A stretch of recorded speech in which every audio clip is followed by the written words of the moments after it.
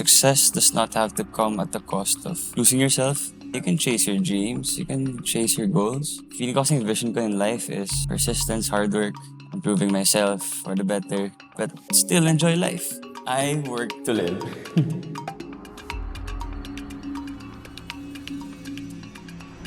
So, Hey Sai, hello. hello. How are you? I'm good.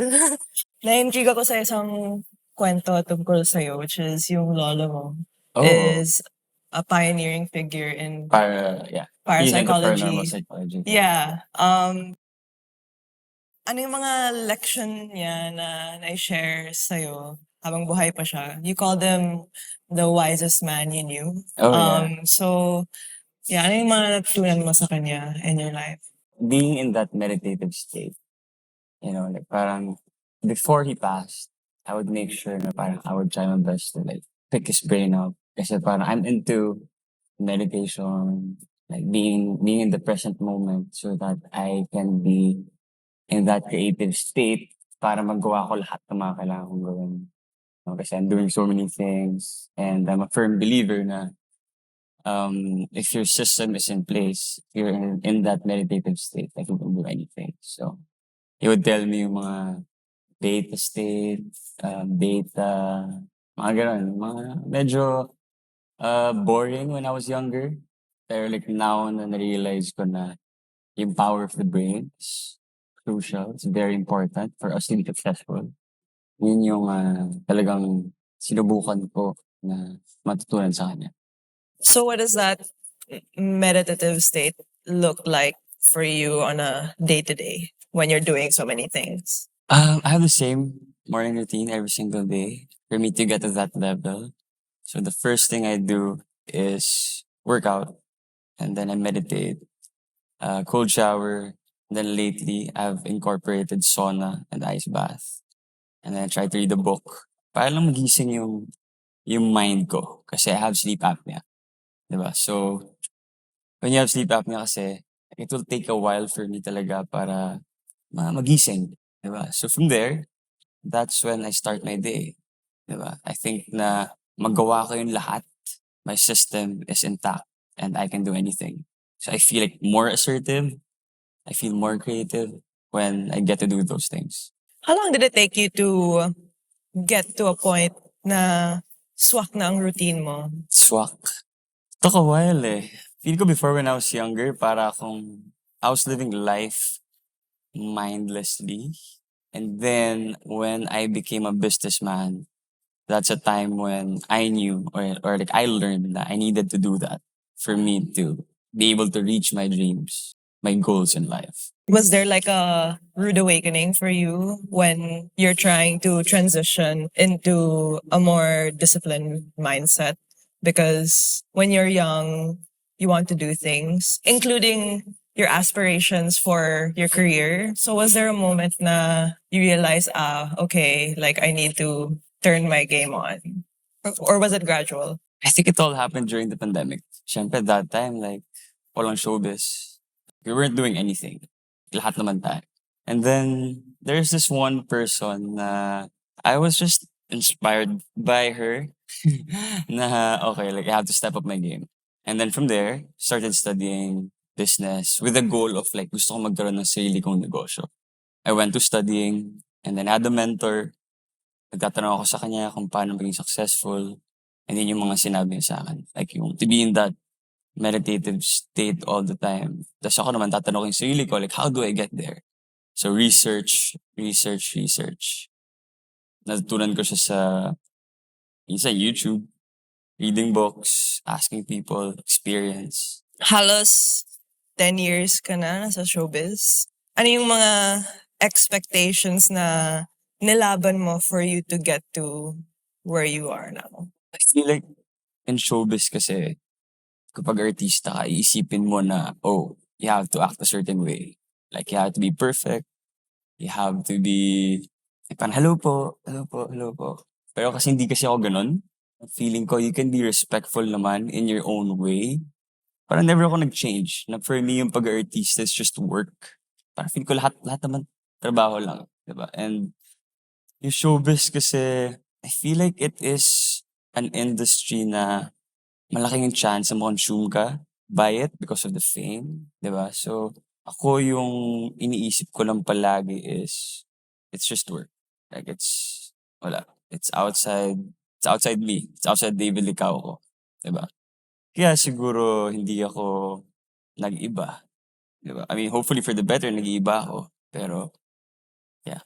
Between the life of a celebrity at yung buhay negosyo, ang dami mo nang juggle. Paano ka hindi nalulunod sa lahat na yan? I take it day by day, actually more, I take it hour by hour, really. For example, meron akong time blocks. When I wake up, I have to do my morning routine. Don't talk to me. And then after this, may meeting ako sa Novotel. So, yun, I take it hour by hour. Kasi minsan, for example, pag minsan yung mga handlers ko or like yung mga managers ko sa showbiz and business, pag sasabihin nila sa akin yung mga kailangan gawin, I get overwhelmed.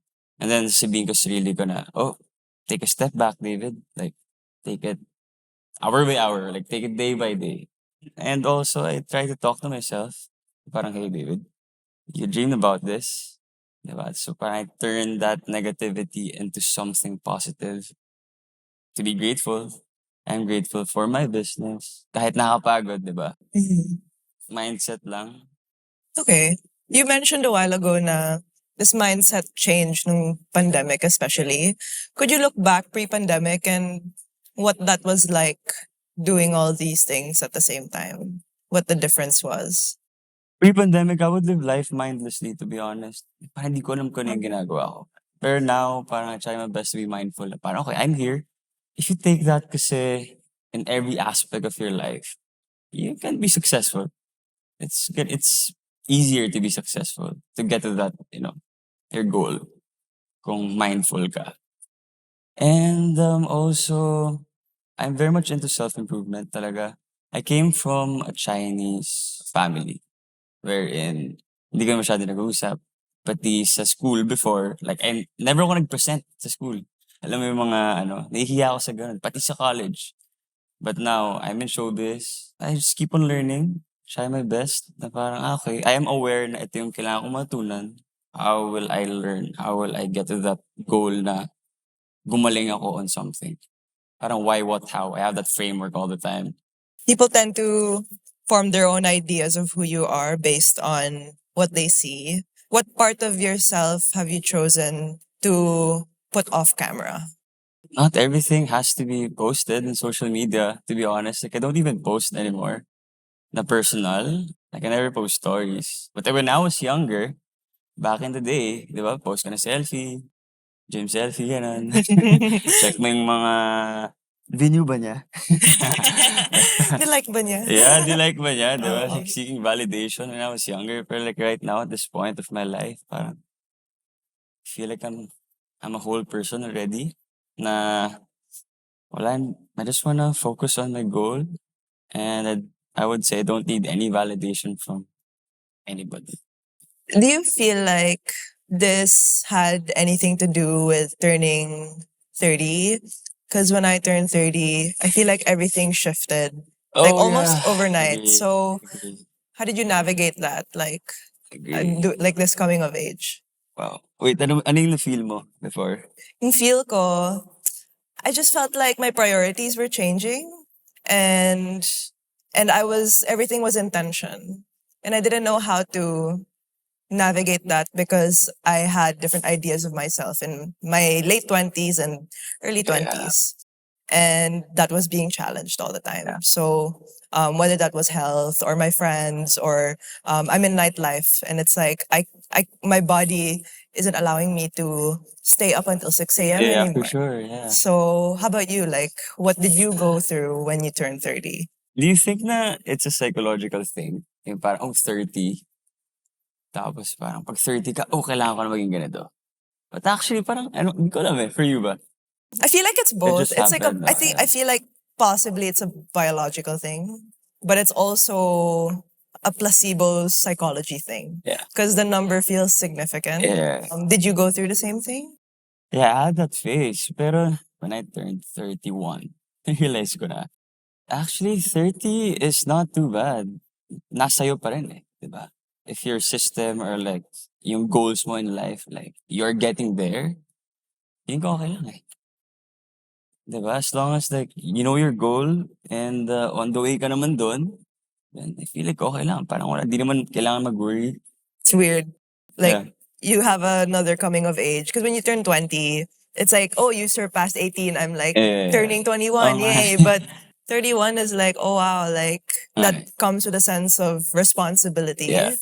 What sense of responsibility do you feel like beyond your business and beyond showbiz? Yeah. Like, personally, like, what sort of responsibility do you feel as like a person now that you're like coming of age? Well, like what you said kanina, na parang everything now feels more intentional. Diba? So, that's what I feel. Na, for example, meron ako upcoming teleserye. Diba? So, yung teleserye ko na yun, that will take probably 6 months to a year. Diba? So, titingnan ko na kung ano yung magiging cost nun. Diba? Like, maybe, mawalan ako ng time for business, mawalan ako ng time sa sarili ko, mawalan ako ng time sa family.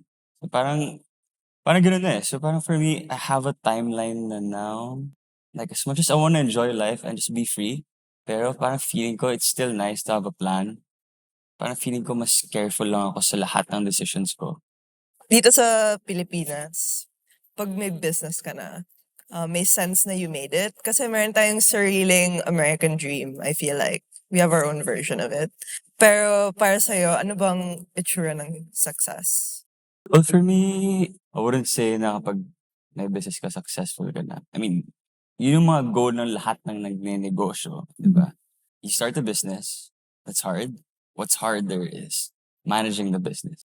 So, kailangan mo maging innovative. Ang daming problema ng business. Ang daming challenge, to be honest. So, for me, what success is, it depends on what the person wants.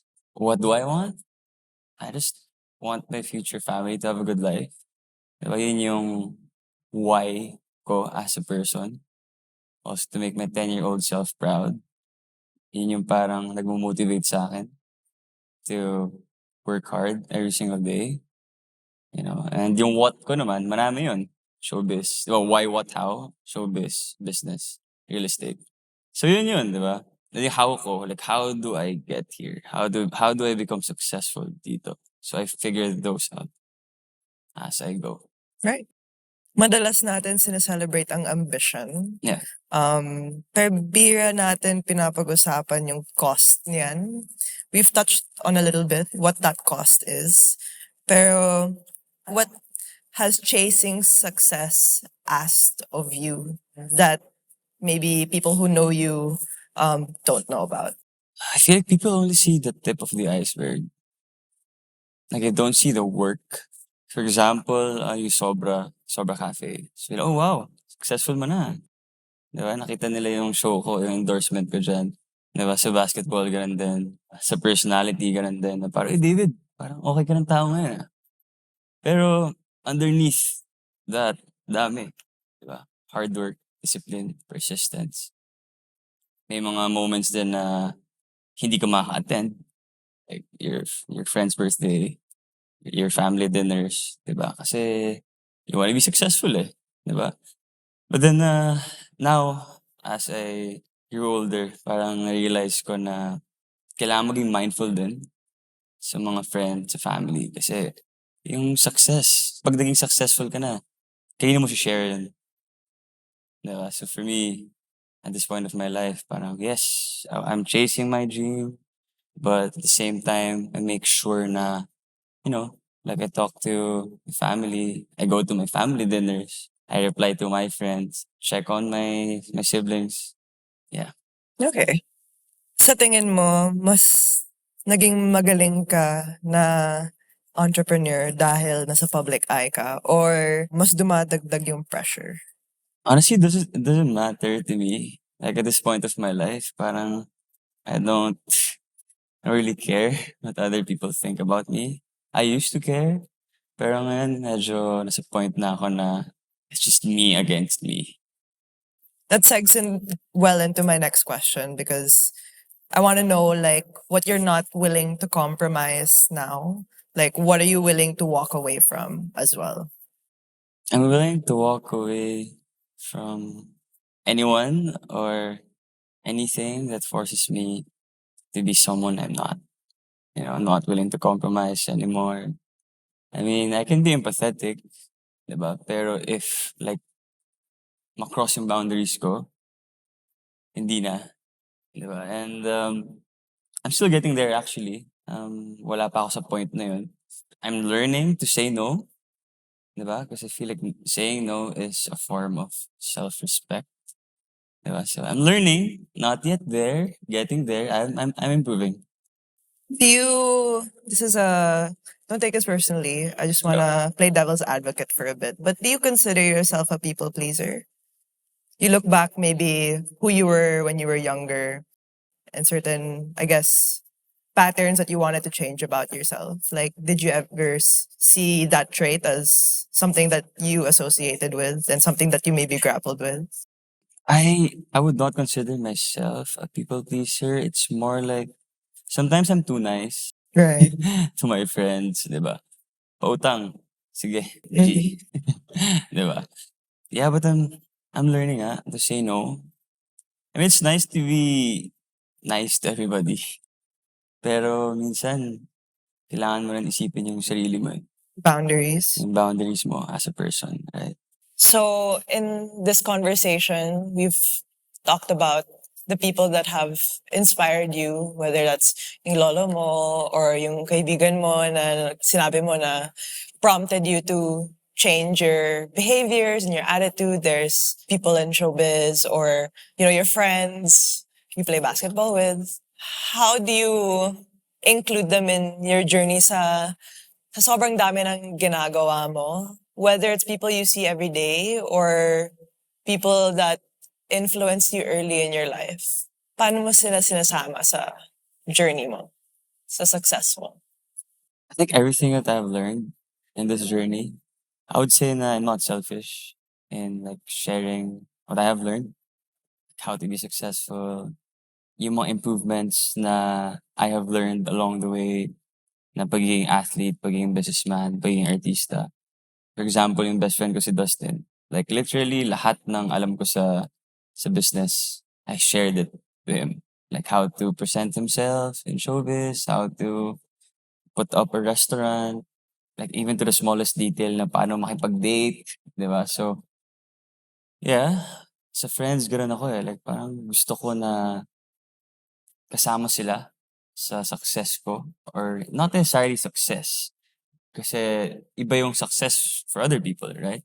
But like yung I feel na would resonate with them, na would help them sa wants nila in life, sa goal nila in life. I would gladly, like share my knowledge. Although syempre different perspectives, I learn from them too. I'm the type of person to really share. Also like with my family, my brother, like I would give him advice about the new life he is about to face now, which is like life after college, right? So I give him advice about it. Pero syempre, magsisimula muna ako sa like, what do you want? What makes you happy, right? I don't want to pressure him. But like, I would just really try my best to share knowledge. Na parang, okay, this is my story. Maybe you can learn from it. Diba? Parang I don't want to impose kasi, diba? When you're celebrating the people around you, there's this idea na bongga lahat or pag nagsa-celebrate tayo, pag successful na tayo, sobrang bongga na. But how have you celebrated the small wins in your life? Like, we have this big sense of what we should be celebrating, but what does a small win look like? Again, like I see everything as work really. But then there are moments in life na there are accomplishments in life that have to be celebrated talaga. So let's say my 10th year in showbiz, that's something that I want to celebrate. Diba? How about your personal goals? Personal goals. Okay, I used to be so shy in interviews. Although sometimes I still get shy. Diba? Okay ka naman. Okay naman, diba? I mean, I have improved. Oo. Diba? Because of studying every day, communication skills, diba? So, last time I told my friend na parang, "Uy, okay na ako sa interview last time. I mean, last year. Parang I had this interview, nagkaroon ako ng turning point where, uy, bigla ako okay sa interview Before kasi parang, shucks, kinakabahan ako. But then, studied for it. So yeah, yun yung mga kailangan na celebrate yung mga small wins na mga self-improvement na parang okay before, acting-wise. Before, nahihirapan ako umiyak. Before, kinakabahan ako pag magagalit ako sa isang eksena kasi ako yung type ng person na hindi sumisigaw. Nahihirapan talaga ako sumigaw. So, yung mga small wins na ganun. I think, not necessarily like, party ka just because nagawa mo yun, but like, for yourself, like, punta ka sa mirror na parang, hey, David, galing mo. Diba? Those small wins. Nice. So you're the new ambassador for Chivas Regal. Yeah. How does it feel? Grateful, of course, but then sometimes, naisip ko rin na, oh, how did I get here? Whiskey has a certain reputation tied to maybe an older generation. And I guess like in trying to introduce it to a new generation, there's this necessity to bridge legacy with the changing tastes of the culture. So for you, in trying to bridge like tradition with new ways of doing things, like how have you navigated that? It just shows na the culture now is evolving. For a company like Chivas Regal, with so much equity, with so much story and tradition, na for them to recognize na they have to pivot and tap the new generation for them to innovate, di ba? It just means na tradition and evolution can actually coexist. And as for me naman, as their ambassador, I wanna give awareness to the new generation na whiskey can be fun too. Na hindi lang siya for uncle natin, dad natin, di ba? Kasi parang meron preconceived notion na pag whiskey, oh, oldie. Di ba? But actually, sarap ng Chivas Regal We're having fun. And ang ganda rin kasi nung yung history, yung tradition ng Chivas Regal. Di ba? So imagine like you're drinking that. Yun yung maganda If alam mo yung story ng isang brand, mas mag-resonate ka, mas isipin mo na parang, oh, I wanna drink that. Di ba? So, with a rich culture, like Chivas Regal, I feel like, madali lang yun. There's just a sense of like regality that is associated with Shivas. I guess like it also implies yung pagbabago ng standards now of ideas of regality and luxury. Like how would you describe that mindset in your own words? Your Regal, in my opinion, is redefining success. Na you can chase your dreams or you can be successful, but also dapat humble ka pa din. Di ba? Yung parang silent confidence. Parang feeling ko kasi yung success can get to a person. Like fame can get to a person, right? Kapag inisip ko yung new Regal, parang pasok na siya ng room. Silent confident lang. Diba? Pero sobrang dami niyang knowledge, sobrang dami niyang alam about life, but still humble. Diba? Like, hindi mo kailangan flashy Diba? It's all about perspective. It's all about substance. Yeah, so for me, like, new Regal means staying true to myself wherever life takes me. What narrative do you feel like you can bring to the table that hasn't been heard yet? Success does not have to come at the cost of losing yourself. Diba? Na parang you can chase your dreams, you can chase your goals, but still enjoy life. You know, like, feeling ko kasing vision ko in life is persistence, hard work, learning things every day, improving myself for the better. Diba? But still enjoy life. Kasi for me, I live to work. Tama ba? I work to live. I work to live. Yeah. Thank you, David, Yeah. for your time. Ayun. Yeah. Okay. Thank you. Thank you for Thank you joining so much. us and for such a nice conversation. Thank you so much.